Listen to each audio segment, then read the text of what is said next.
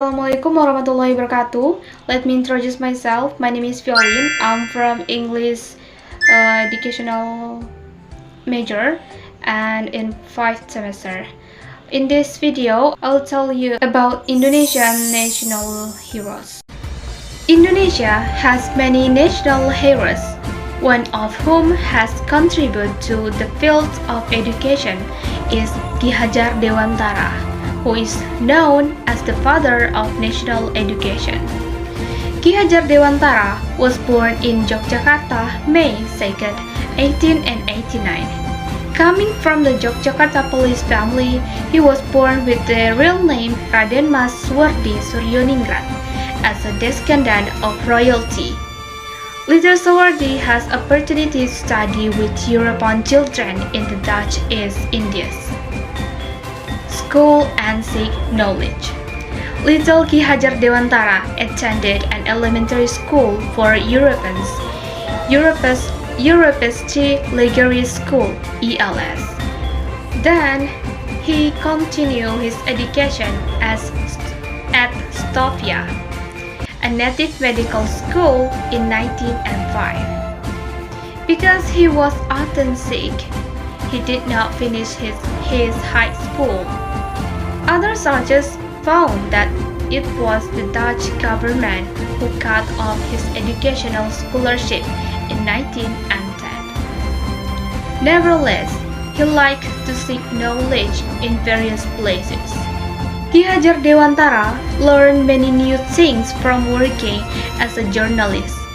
One of the newspapers where he worked was Sediotomo, Medan Java, The Express, Utusan Indis, Kaum Muda, Jajah Timur, and Pusara.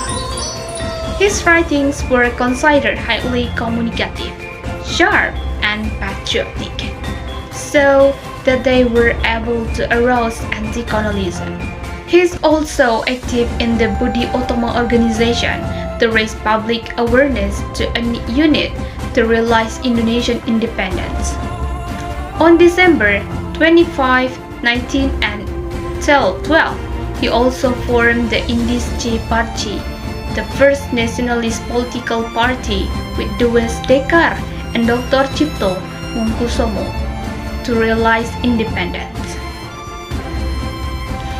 Make angry Dutch. The integration of Indische Party was rejected by the Dutch colonial government through Governor-General Inderbuch because it was considered to be able to awaken nationalism and oppose colonialism. Ki Hajar Dewantara and Indische Party figures that formed the Bumiputra Committee in 1913.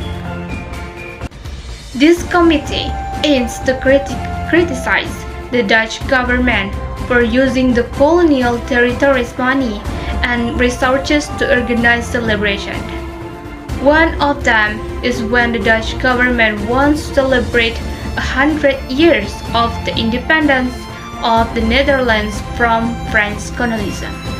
This criticism was expressed by Ki Hajar Dewantara in Dewes Dekar's The Express newspaper. A quote from the Encyclopedia of Indonesia Heroes from time to time by the Gresindo team.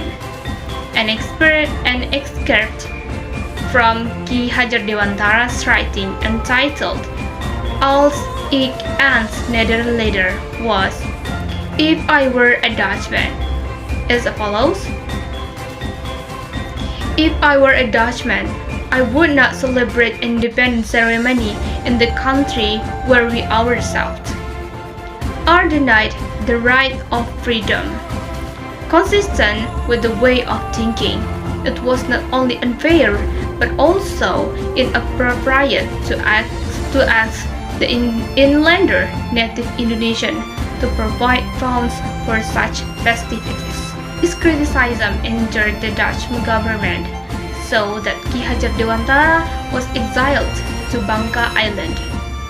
Writing by Dewes Dekar and Dr. Cipto Mangkukusumo, who was intended to help him, was also considered by the Dutch as an essay on inciting the people, so the two of them were also exiled. Dewantara was exiled to Kupang, while Dr. Cipto Mangkusumo to Banda Island. One day, they proposed to the Dutch that they could be exiled to the Netherlands so they could learn many things instead of being in that remote place. Finally, in August 1913, the requests were granted. Then established a student park. Ki Hajar Dewantara used the opportunity to be exiled to the Netherlands to the best of his ability to study education and teaching there until he obtained a reputed, a prestigious educational certificate in the Netherlands. He returned to his homeland in 1918 and focused on developing education as part of the means of the struggle for independence. On July 3, 1922, Ki Hajar Dewantara founded a national-style college with his friends called the National Taman Siswa College. This college emphasized education with a sense of nationality in students. The students were instilled with a sense of love for the nation and homeland to fight for independence. He also remains active in writing with educational and cultural friends with a national perspective. His writings, which reached hundreds of pieces, became the foundations of the Indonesian nation's national education. After independence, Ki Hajar Dewantara became the first Minister of Education, Teaching and Culture. He also received an honoris causa doctorate from Gajah Mada University in 1957.